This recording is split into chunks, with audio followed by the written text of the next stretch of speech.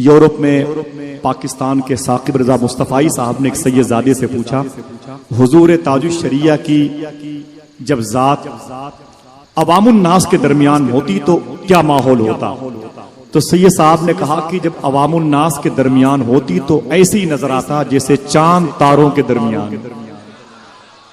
दुनिया उन पर टूटे पड़ती, हुजूम उनको आगे नहीं बढ़ने देता, लोग उनको देखते तो रोने लगते थे।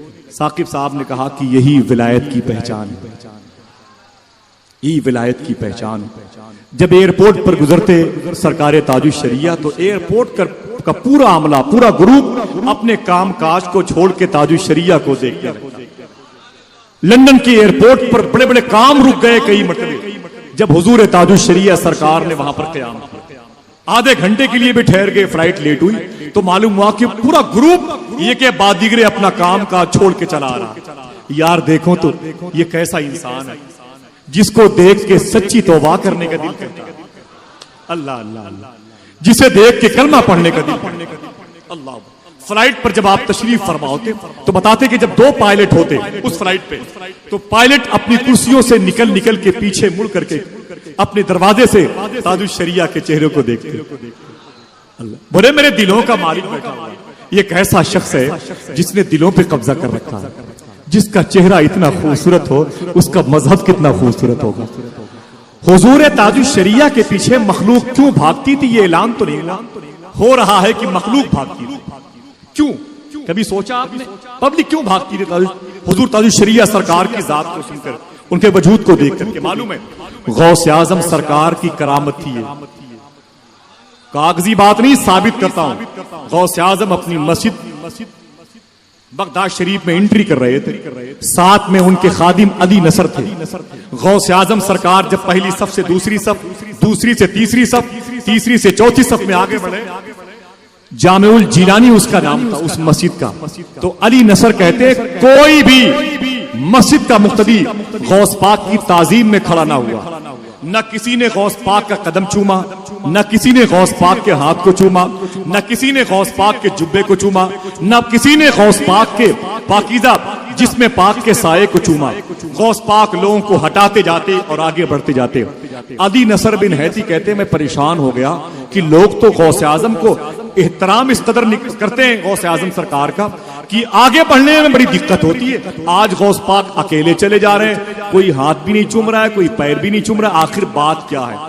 इतना सोचना था अली नसर बिन हैती कि गौस आजम सरकार के करीब दाएं तरफ से एक साहब उठे, बाएं तरफ से एक साहब उठे, सामने से उठे, पीछे से उठे, फिर वही सलाम, फिर वही हाथ का चूमना, कदम का बोसा देखना, चूमना, जुब्बे को चूमना, इमाम शरीफ का बोसा देना।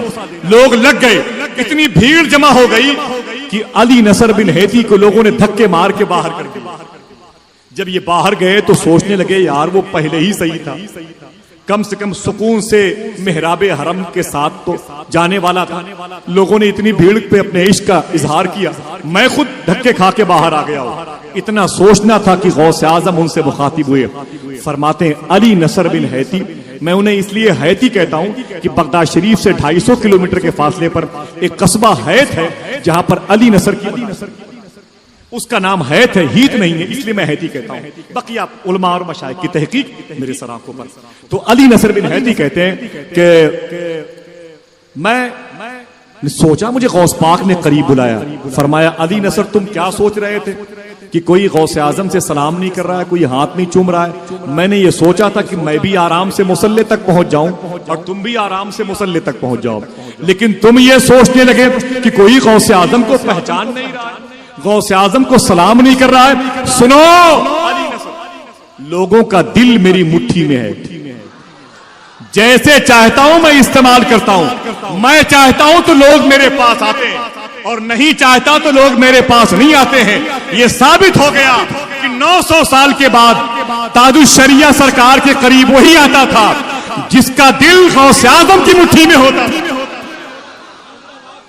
यह साबित हो गया कि ताजुश शरिया के करीब लाने वाले गौस आजम को, ताजुश शरिया के करीब लाने वाले गौस आजम को। समझ रहे हैं आप?